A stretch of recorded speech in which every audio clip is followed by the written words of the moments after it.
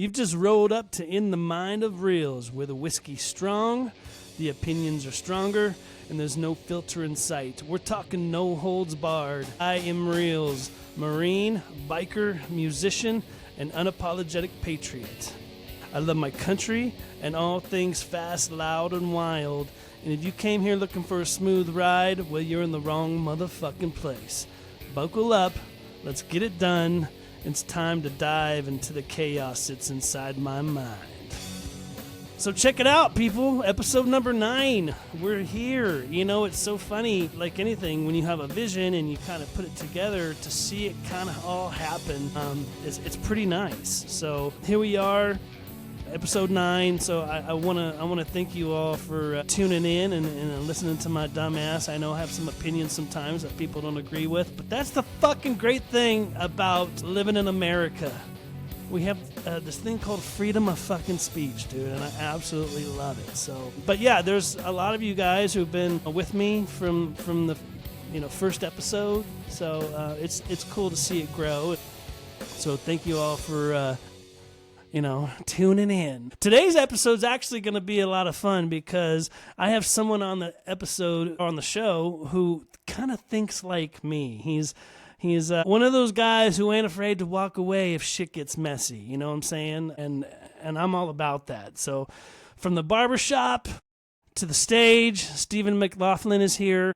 He's a fucking Irishman, a fellow Irishman, so that's always cool. And we're going to dig into music, mayhem, and madness behind the band Breakup. So let's go. Hey, Steven, how you doing, brother? I'm stoked to have you here today, bro. Hey, man, thanks for having me. I'm super grateful and appreciate you. I love what you're doing. Thank you for your service. And dude, yeah, hell yeah, let's do it. Hey, man, thank you for that. I appreciate it. Of course. Yeah, we have, cheers to you, brother. I'm actually drinking whiskey today. So, whiskey's kind of my go-to thing, but, Oh, there you go. I'm just doing a little coffee, but it's today's, I usually have like 1 cup of coffee a day. After that, I'm like good. I know some people who literally drink coffee fucking all day long. Are you one of those? I'll do like a cup and a half, and then I kind of nurse it throughout the day. But, Gotcha. Okay. Well, hey, to each their own, bro. Today's no coffee for me, dude. So anyways, how the hell are you, man? I know you and I have a weird kind of scenario on how we met, and I really want to kind of talk about that on the show today. But, before we get started on that, I mean, for our viewers and our listeners, obviously you're a musician. Aside from him being a musician, he's a married guy. He's got a great wife. They own a salon together in Corona, right? Yeah. What's it called again? It's called McLaughlin Salon. It's a private studio. It's in Corona Hills Marketplace. Nice. Yeah, I haven't been there yet, but now that we've been becoming friends, I'm gonna have to stop by there. What can you do for a bald guy, though? Can you guys bick with the old school razor? Can you bick the heads? If you want a straight razor shave, I can try to do that. I don't get a lot of requests for that, but I can do it. But I'll dial in your beard, bro. I'll get you looking good, man. It's all good. The beard needs some help. I mean, I trim it and I use a lot of oils and balms and stuff, but you can see it gets a little raggedy. So Yeah. it is what it is. Beards and mustaches are high maintenance. It's like a girlfriend. You gotta touch it up every day and take care of it and tend to it every day. I know, dude. I know. I see you got the little roller thing going. I like that. They always end up in my frickin' mouth somehow. I tweak it out with wax every now and then, but it just doesn't. Yeah. Well, hey, let's get to it, man. Okay, so I have my perspective, right? And my view on how we kind of met, right? And I know you have yours. And for our viewers, obviously they don't know how we met. I think it's kind of a cool story and kind of funny at the same time, But so, anyways, Steve already knows the history of this, anyways. But Well, For you those were who the original. don't, so You were the original singer, right? well, what happened was there, knew some guys who wanted to form a band, if you will. So Mhm. actually, I knew one particular guy. He wanted to form a band. And after a period of time, I went and fucking got together with him. And then after first rehearsal, it was kind of, okay, this is kind of cool. And we decided to move forward and create a band. I knew another guy, brought him in as a guitar player. He came and auditioned. It was a good fit. It was kind of weird because I was still in another band at the same time. I was in a band called Fallen Union, and to kind of do a project on the side was a lot of fucking work. It took some encouragement from the guy who approached me to do this side project, because I was like, man, my plate's full, man, with work, family stuff, other things in life, and then full-time band. It was just like, I didn't know if I had the time and energy to put into this second project. But make a long story short, I did. We created the band. We started working on some things and quickly started coming up some music. And I'd say pretty quickly in, like 2-3 months in, I was like almost having flashbacks of my relationship with this guy, right? Like this guy that approached me to do this band with him. Yeah. And I've known this guy for so long, bro. Like I've known this guy over 20 years. And so there was a long, long fucking history there. And I was really hesitant on joining this project because of that bad history. But I was like, you know what? People change. Whatever, I'm going to give it a shot. I'm patient. Maybe things are different this time around. And so, like I said, a couple months in, immediately started noting some personality conflicts clashing again. And I was like, fuck, we already got like a handful of songs.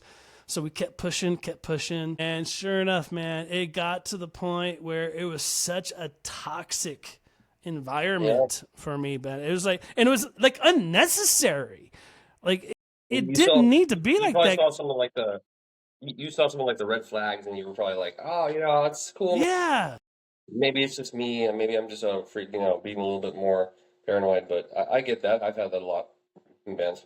Yeah, totally. And like you start putting effort into something, you don't want to like just give up, right? It's like, you know what? I'm a pretty patient guy. I'm gonna keep pushing. Right, and so we go a little bit further. Things are getting worse. When you're in like an original band and you're putting out like original music and you're writing stuff, and then you're kind of hanging your balls out there, like letting the whole world see it, you don't want to half-ass that shit, because it's a direct representation of you. It's a big part of your image and like who you are. Good musicians and good bands, they don't got to say shit, because their music like speaks for themselves. And some of the greatest bands in the world, in rock and roll history, like they don't, you won't see a lot of interviews from them because they don't got to talk shit. Like they just fucking go out there and do it. So it's like, I get that when you get this weird sort of like hesitation or like apprehension where you're like, what's something going on here? But like you, I'm not afraid to fucking nip that in the butt, or like fucking speak up, because it's like this isn't, if you want to dick off and half-ass it, like I'm gonna full-ass it, and I'm gonna fucking come at you, because I was like, so I get what you're saying from your perspective. And when I came into the group, I had heard the song. How I got to hear some of the songs was I heard your recordings and your voice was on them. So I mean, speak on that if you want to. Well, and you know what? Those recordings weren't really that great. We were recording. Hashtag shout out to just Jeff because Weber. we had opportunities to do it. But wait, I didn't hear that. What would you say? Shout out to who? I said hashtag shout out to Jeff Weber. Oh, don't even go there with that one, bro. Because I got some thoughts on that scenario. Bro, I spoke to that clown on the phone once, and I remember being like, dude, you guys, not to get into too much detail, but I was like, this fucking clown, this guy was clown shoes. Yeah. Well, Well, you know what? How about let me finish that because there's a little bit more of that backstory because I want to get to where you and I actually met in person, right? Yes, So yes. at that point, things were starting to kind of quickly fall apart. They actually wanted me to quit Fallen Union to pursue, that band full time. And it was Yeah. unacceptable to me. I wasn't going to do that. I mean, at that point, Fallen Union had been together 9 years. You think I'm going to leave a band of 9 years to go play with a new project that we're already having issues personality wise? I was like, no, fuck, no, thank you. I'll pass.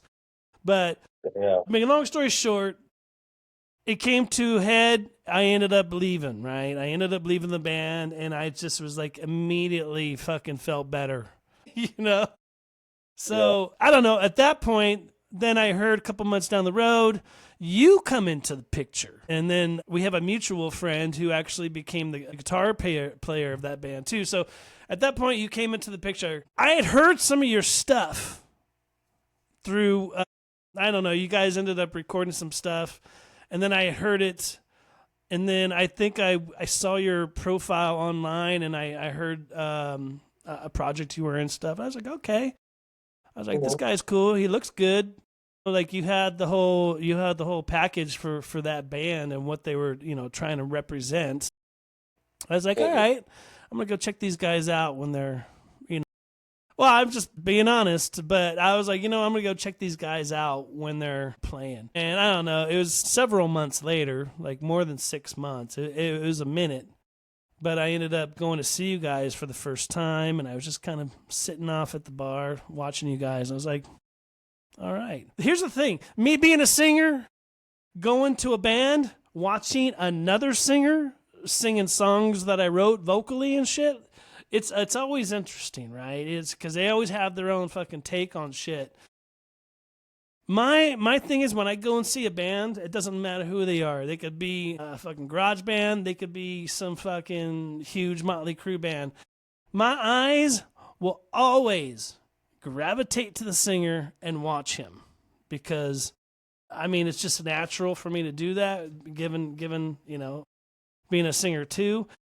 And you can always get cues and you can always see you can pretty much figure somebody out pretty quickly. I could tell you were that guy you were entertaining the crowd, you're keeping the crowd going, you had a lot of people there that were supporting you, and I was like, okay, this guy's got it going on. Which So show? Which I show? ended Which up show meeting was you that? That that day. came to. Well, I think there was two shows that I saw you at. One of which was in San Bernardino at that biker club off of the 215. Oh, dude. To the screaming Sally's or screaming chicken or whatever it's called. Yeah. Old school bar, been there forever. So Hmm. I saw you there, but I know I could have sworn I saw you guys at another place after that. I I can't think it was seem to Chuck Wagon and recall Corona. because you guys played outside and it was raining, and I had to That was leave because I was on the bike that and was it started fucking raining hard, bro. that was screaming chicken, and then I think the gig that you came to see us at the second time was Chuck Wagon and Corona, or maybe it was. Yes, something Yeah, like that. yeah, dude. You know what? I But was yeah, in a that's band how we once. met, dude. I was in a band once where I got replaced, and their their new singer. I was much more of like a rock singer, so it was like a lot more like yeah versus like this new singer who was way more like a hardcore like straight edge kind of like and so it totally changed the whole pace of changed the whole entire vibe, the pace. And I went to their first show with their new singer, and they were. I mean, you were cool and I was cool, but these guys were all sketched out on me, and I was like, "What do you care what I think? You guys kicked me out." So it's like they played the same songs with this guy's new lyrics and his new voice. There were certain songs that I was told, and we'll just go ahead and say the name out loud, Honeysuckle Moonshine, that I was told to sing your exact lyrics the way you sang it. And I always tried to like, respect that and honor your, you know, um, you being like, that's your establishment, that's your pinnacle, that's your, you put that out there. So I tried to honor that. And Yeah. there was several times where I felt like I changed one or two lyrics or one or two words And like you said, immediately there was this weird kind of a vibe. There was this weird kind of questioning. There was this personality clash. There was this like, kind of red flag. And I remember being like, dude, like you brought me in for a reason, and all I Yeah. did was change a couple like, uh, prepositions and conjunctive words. It wasn't like I changed like, any of the main lyrics or the vibe. So, I get what you're saying. Being a singer has always been, it's just a tricky position. It is. All eyes on you, man, at all times. So, but you get to the point. You just wanted. To me, I just wanted to do my art and be with guys who genuinely had my back, and we had the same vision. And we That, had the that, same vision for like 3 months.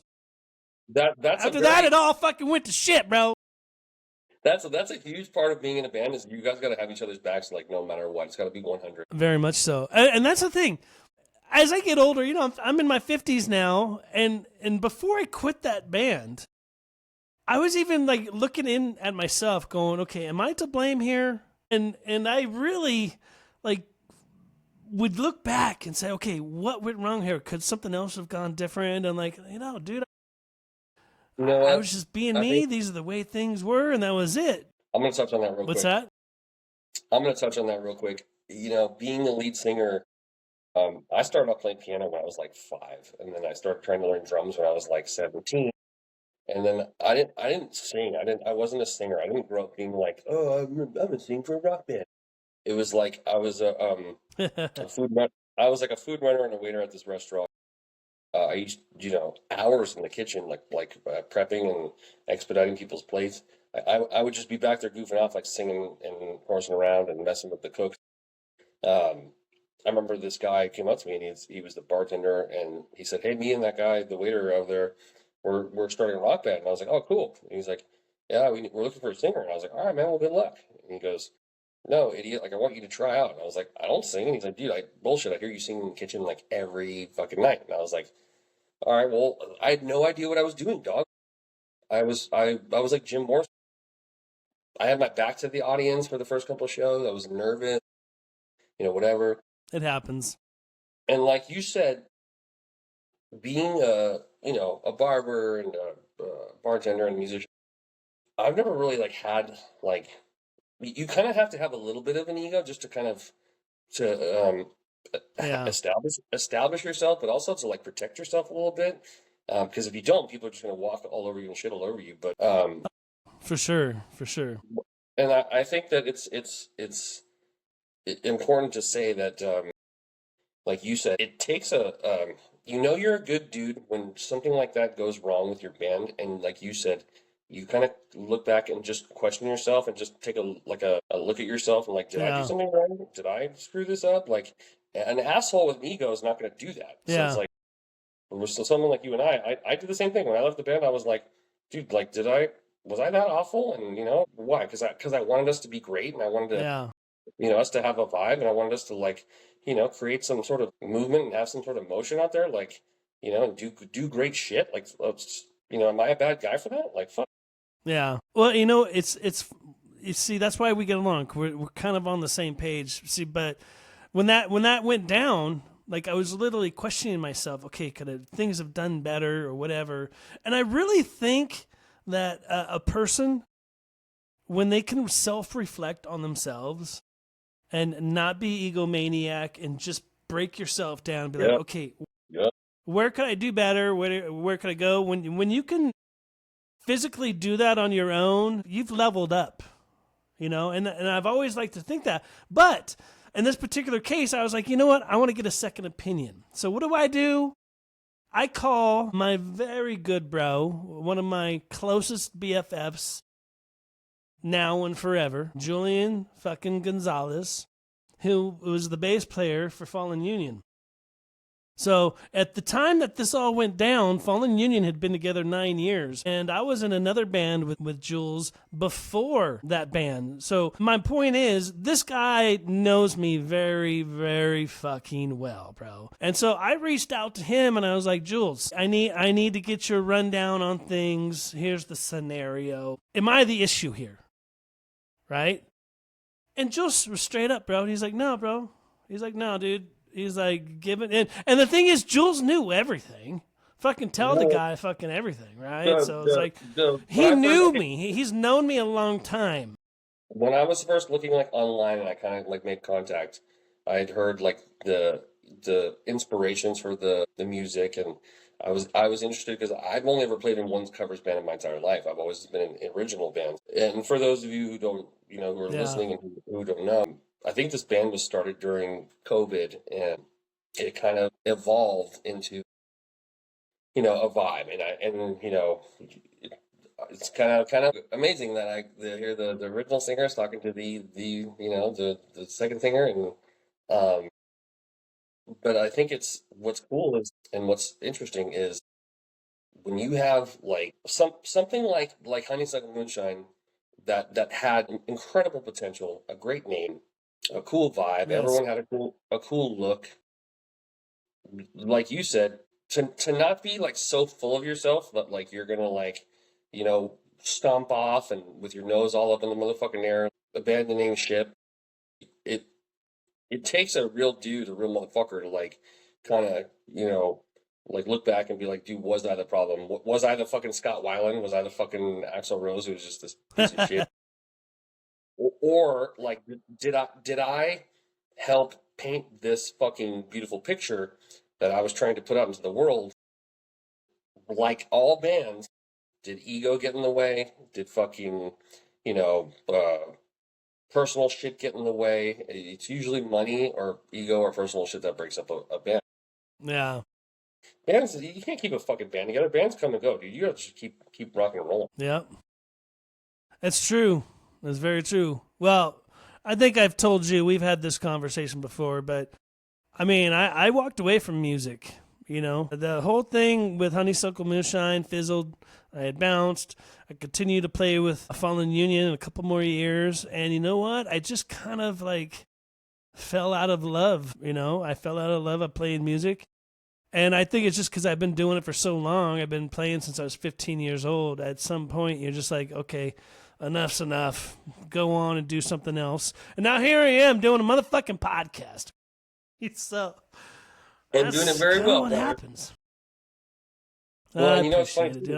dude. It's funny too is like when you said I can never walk away from music. I'm either gonna play it by myself or I'm gonna, I'm lucky enough.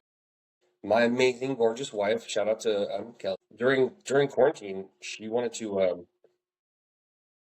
I wanted to learn guitar, and we were sick of doing puzzles and playing video games and watching old shows. And when I told her I wanted to learn guitar and I was going to order one, she was like, "Dude, like I kind of want to learn like an instrument. Maybe like give me a bass or something." And I was like, "You want to learn bass?" And I thought it was so badass, and I was like, very lucky. So as I was, learning guitar, being a piano player. I kind of thought guitar like would come a little easier to me. And dude, shout out to all guitarists. I have like a newfound respect because it came very difficult. And she had said that she wanted to. As I was learning guitar, she was kind of learning bass, and I learned something, which Mm. was that I never really wanted to be the singer. I never really sang seriously. I always was just doing like impersonations or being more satirical with it, like when I played Yeah. piano and shit. And then like I remember like when I was 30, I think it was before COVID-ish. I was playing drums for this band, and I just wanted to play drums. I was kind of sick of being the singer, and like you said, took a break and kind of just like laid the cross down for a little bit. And once they found out that I could like sing, they were like, "Oh yeah, you're singing like a third of our songs." And so Honeysuckle Moonshine was like my last sort of like honest jump, my last honest like attempt, like my last real, giving it my shot and putting my ass into it. Yeah. Yeah. So Well, it's unfortunate that it ended the same way for both of us. It really did when it came to that band, It's unfortunate. well, But and what do you in a do? band, in a band, it's You always sit and it's dwell in on a shit band, and it's move always on. it's like a pirate ship. It's like a mutiny, dude. They got to mutinize the captain. Yeah, I know. It's crazy.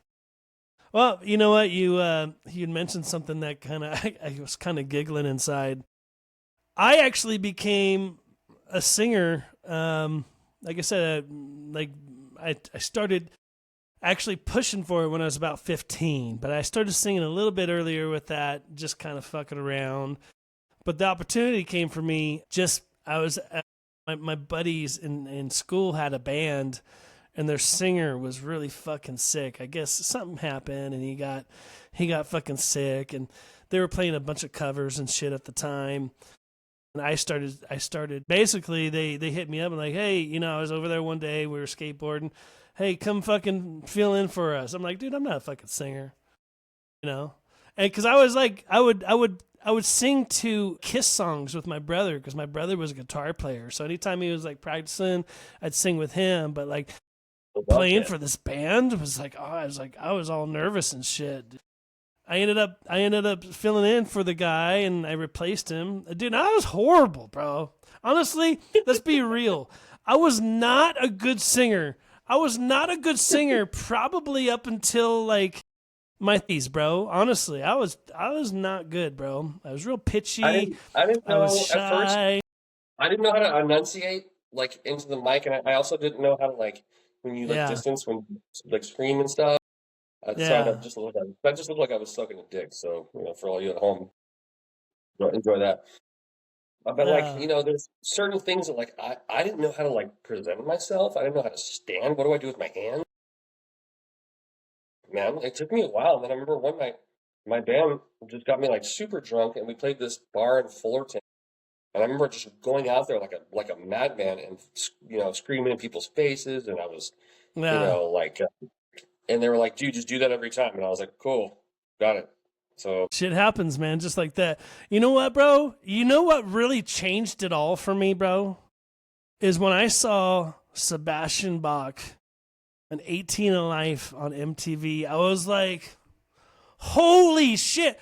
I said, that's a motherfucking rock star. That's what I want to do right there. And I was like, I would emulate his fucking songs in the mirror for hours, bro. Oh, dude, Sebastian Bach was the shit. Hours, bro. Yeah, dude, I was just like, that motherfucker is a rock star, bro. And like I said, I was not a good singer. I mean, when I saw Sebastian Bach, that changed my mentality as far as like learning how to be a front man, how to talk to people, own the crowd. And I learned I wasn't a good singer, but I was good at getting the people entertained to come up and rock out and just be part of what we were doing. And I didn't really start getting good until my 30s, bro, honestly. Yeah, and I incorporated the two. I used to work at a hotel, like a resort, and I actually saw him once. I was about 100 feet away. I had long hair. I wore long hair for years. And he was this kind of like smiley, kind of awkward dude was sitting there with his shirt off at this resort in Southern California, and he had these weird tattoos and this like scraggly hair. And I walked by, but he kind of like looked at me and smiled and like nodded his head. And then I looked back and I told the person I was walking with, I was like, that guy back there, he kind of looked like Sebastian Bach from Skid Row. And we both looked back and I was like, dude, that is Sebastian Bach from Skid Row. It was awesome. You know what's funny, bro? Of course, I had an opportunity to meet him. But the very first time I met him, I knew he was going to be at the Whiskey. And so I went down there, and this was like in my vampire days when, I was in a band called Xeno, and we dressed up as vampires, but that's a whole nother story. Anyways, making a long story short, I'm going to speed this up because I want to talk about some other shit. I'm going to speed this up. So I go to the Whiskey, which I have connections in. I have played there several times already at this point, so it's kind of like a regular thing for me to be down there. So I go to the Whiskey. Yeah, I go to the Whiskey, and I see him, dude, and he's just got a crowd of people here. But see, I have contacts. I can get backstage, whatever. So I'm trying to time it, right? So I want my thing is I want to hit him before he goes backstage, because once he's backstage, then he's gonna get comfortable, and I didn't want to like interrupt him while he's backstage, so I wanted to hit him up right before he walked in. So I'm patient, I'm timing it, and you got to keep in mind at the time I had yellow contacts in, I was dressed like a vampire, and so boom, I meet him at the fucking door, bro, and I'm like, hey man, And the first, this Did you wear is the fangs? first Did you fucking wear the thing fake I fangs? say to him. No, I go like this. I didn't wear fangs, bro. But I get to the back door. We meet. Our eyes connect, bro. And I'm like, first thing out of my mouth is like, hey, man, I just want to let you know you are the reason why I'm a singer. Right? And That's you could tell in but I had to do it, dude. I had to do it. But his response was not what I was looking for, bro. Yeah, dude, he was kind of a douche, right? He was like he'd heard it all before, right? So he's like, Bro, everybody tries to. hey, that's cool, bro. That's cool. Yeah, he's like, that's cool, bro, and gives me a thumbs up. And I'm like, what? And I said, hey, just before you go backstage, hey, can you take a picture with me, bro? I said it just like that. And his response was like, all right, man. And he puts his arm around me. So I'm like fumbling for my phone real quick, dude. So I'm like, boom, selfie, take it. And I look at it real quick. It's blurry as fuck. And at this point, he's already like getting ready to go backstage. I'm like, hey, bro. Yeah. I'm like, whoa, hey, this picture's blurry, man. Can you take one more with me? And you could tell he's like getting irritated at this point. He's like, all right, bro, one more. And he fucking gives the peace sign. Boom, I take the pic. It comes out great. Shakes my hand, and he fucking walks backstage. So, that was like the very first time I met him. But, who would have thought that motherfucker would become hardcore lefty, bro? His politics, had I known his politics back then, I wouldn't have even been a fan. You know what's funny is that when my influences started with like, hard like Chris Cornell, because I was so young when Soundgarden had like Super Unknown. Badass, dude. Badass. Yeah. And I remember like, dude, so Super Unknown sat at #1, I think, for 2 years in a row. It was the only rock like album to do that in history. And so huge into that. Audio Slave, Scott Weiland, Axl Rose. Great band. But then I never like wanted to be a singer. I didn't idolize any of these guys. I just like admired them. The dude who put me on and made me want to be a lead singer and influenced me hard was Danzig. And I never got to meet him. Like you said, you got to meet Sebastian Bach. And I'll tell you a funny story. I played the Whiskey One, and I would have loved to meet Danzig, especially because he's just no nonsense guy. You see him talking shit in like interviews, and even fucking anyone thinks. And those are the kind of people I look up to, is like someone who doesn't give a fuck. And that's been my credo my whole fucking life. That's how it should be, bro. That's how it should be. Fuck, dude. Like, I'm gonna do what I do. Life is what you make it. Judge me if you want to, but you ain't doing what the fuck I'm doing. I played this show at the Whiskey, and I remember we headlined, and it was like 10 o'clock, and it was a Saturday night, and my guitarist came with me as soon as we walked off stage. And he said, dude, you'll never guess who came in and stood in the back of the room and watched us when we started. And then he left, like, as we were finishing our last song. It was John Christ, who was a Danzig guitarist. And I was like, dude, I'll take that. No shit. Nice. But close awesome, enough, dude. Didn't get to meet Danzig, but you know what? If his guitarist wants to show up, that's awesome, dude. Check us out. And, I was like, hey, man, maybe he went back and told Danzig, like, hey, this kid, reminds me of you or something. I don't know. It was just I did play a show with Lemmy from Motorhead once and a couple other dudes. Yeah. Danzig was always kind of like my idol for a while. Yeah. Very good band.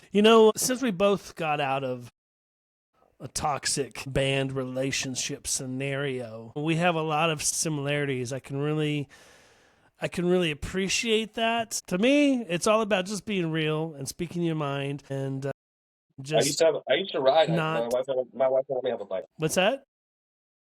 I said I used to ride, but my wife won't let me have a bike. What's that? I used to ride. Man, I tell you what, bro. See, now you're getting into another passion of mine, of riding, bro. If you got a bike, if you get a bike, bro, it's on. That would be great. Well, speaking of you, what's that? So did we just become best friends? Well, speaking of your wife, you actually own a salon with your wife. How does that work out? That must be like on me on the outside looking in, being married for what, 7 years? I think you said you've been married. Yeah, about 7 years. So being married for 7 years, and then and then having a business together. You guys must have great communication skills. Yes, we do. Maybe sometimes too much communication, but I'll be honest. I'm very blessed, and I work in all kinds of salons, and the fact that my wife and I can work harmoniously together in our private salon is kind of a dream. And yeah, you get all the people saying like, "Oh, careful working with your wife, so you shouldn't work with your spouse." Well, that's exactly. But I'll be honest with you, you know, dated plenty of hairdressers. I swore I would never, date one, but I married one. But she's the real deal. She's the coolest person I've ever met. I'm very lucky and fortunate and grateful that I get to spend my life with her and work with her every day. So yes, we do take days off from working with each other, and because we need to. But yes, the communication is, it's got to be 100 and crystal clear. Yeah. Well, I was gonna say, how do you balance the life of like being a husband, business owner, and then like doing a band thing? Like I know you're still doing a band thing, so you're in a band. For our viewers, just so they know, Steven, you're in a band right now called The Lads, and it's a lot of these classic rock influence, right? Is it a cover band, or is it like originals? Remember when MTV had like Unplugged, and they would have like the 90s rock bands? Yes. We kind of try to we try to sort of emulate that, but more so just give off that like good feely vibe of, STP, Nirvana, Pearl Jam, Alice in Chains, with acoustic guitars, good banter, and of course, like you said before, when I was in the band that we shared, Honeysukle, I was working 2 jobs. And so all my spare time went to the band. And, after a while, you were talking about communication with the wife. Yeah, she had some things she wanted to communicate about that. And so I wanted to make sure I wasn't wasting my time, wasting my efforts and my energy. So, the new band is way more laid back because it's covers, it's nostalgic, it's fun, it's, you're not trying to prove something, which is usually what people think. You're kind of just out there, you know, facilitating a good time, and generally the pay is a little better, and the crowd's a little bit more into it. So whatever, cheap thrills. I don't give a shit. Yeah, you know what? You just brought something up that used to drive me fucking nuts, bro. Because here's my theory: I never wanted to do like when I first started my music journey as a singer. Yeah, I was in a couple cover bands. But as I started getting more seasoned and more experienced, to me, it was all about originals, right? And I worked very hard in every freaking band that I've been in to try to create a good original song. It's not always easy creating good, catchy originals. And it would drive me fucking nuts that you could go do a show, absolutely destroy the stage, kick ass, have a great show, people are entertained, and you don't really get paid. But on the flip end, if you're in a cover band and you play the same place, you're getting paid a bunch of money. Like it didn't make sense to me. Why are people paying for the covers but they're not paying for the original shit? And that's what drove me fucking nuts. Answer that question right now, and I'll tell you what's up. I love it. I want to hear it. Let's hear it. Rock and roll. When you play rock and roll, which is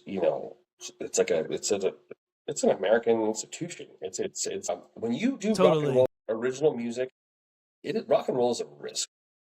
You risk everything. You risk the ridicule, judgment. You got people out there. Even if your music is good, people are still a little suspicious, a little sketchy. They're still very closed off. They're not going to accept you all the way in. Covers is a guarantee. You know what you're getting. People they want to relive the old days. They have that nostalgia, and they know the words. Whereas when you go out there and you hang your balls out there and you put your music out there, like you said, your art and your lyrics your heartfelt lyrics that you've written from your soul, and it's just easier for people to discount that, but also to shit on it. So, well, you have to have a thick skin in the music business, especially as a singer. And yeah, you have to have some confidence because, you know, you just get ran through the fucking drain. But here's the thing.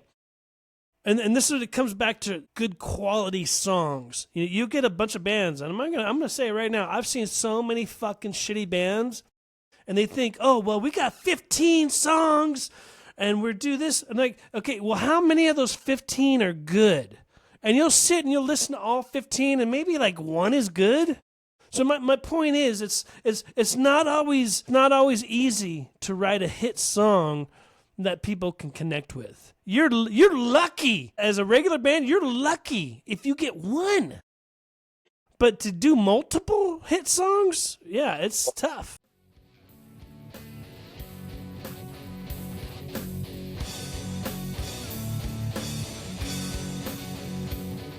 Dude, thank you very much, bro, for coming through and just being real with me and taking the time to chat. It's been fucking awesome. So we'll see you next time, brother. Awesome. With that being said, hey, this is Real signing off. Ride safe, live free, and don't take shit from anyone. Peace.